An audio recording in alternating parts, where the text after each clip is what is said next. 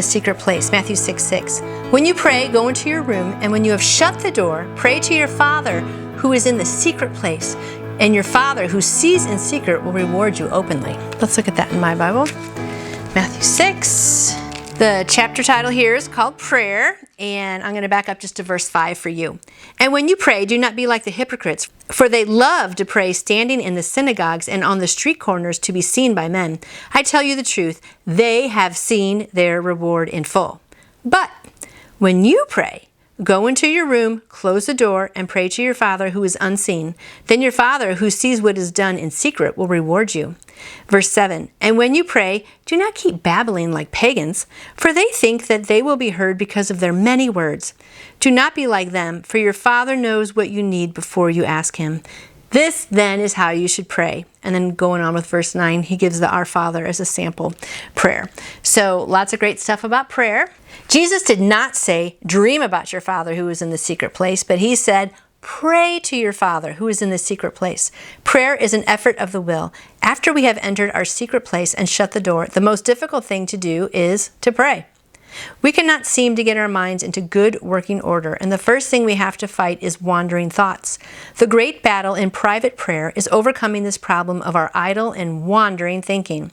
We have to learn to discipline our minds and concentrate on willful, deliberate prayer. That can be hard to do, isn't it? We must have a specially selected place for prayer, but once we get there, this plague of wandering thoughts begins as we begin to think of ourselves, this needs to be done, and I have to go do that today.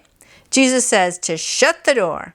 Having a secret stillness before God means deliberately shutting the door on our emotions and remembering Him. God is in secret, and He sees us from the secret place. He does not see us as other people do, or as we see ourselves. When we truly live in the secret place, it becomes impossible for us to doubt God. We become more sure of Him than of anyone or anything else. Enter into the secret place, and you will find that God was right in the middle of your everyday circumstances all the time. Get into the habit of dealing with God about everything. Unless you learn to open the door of your life completely and let God in from your first waking moment of each day, you will be working on the wrong level throughout the entire day. But if you will swing open the door of your life fully and pray to the Father who is in the secret place, every public thing in your life will be marked with the lasting imprint of the presence of God. That was really good. And it is hard to pray and to find the time and energy to do that. And I know my mind can wander too. It's kind of nice to have I have a prayer journal. And so that helps to kind of write down prayers. You can also go back then and see which ones are answered. So I hope today that you figure out, either a special place or a special time or a special way that maybe you can write prayers out, that you can just keep track of praying and just be really concentrated. And it does help. I know when I sit down to be like, okay, I'm going to be praying, God, help me, and just, to be focused, and definitely get rid of your phone and everything else because you want to just be concentrating on that. I hope you have a prayerful day, and I'll see you tomorrow.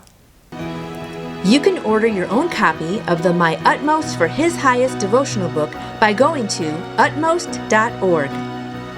And I would love to answer any questions you may have about faith in Jesus. Just email me through my website, nancyjoytoyou.com. And I hope you go out and shine for Him today. See you tomorrow.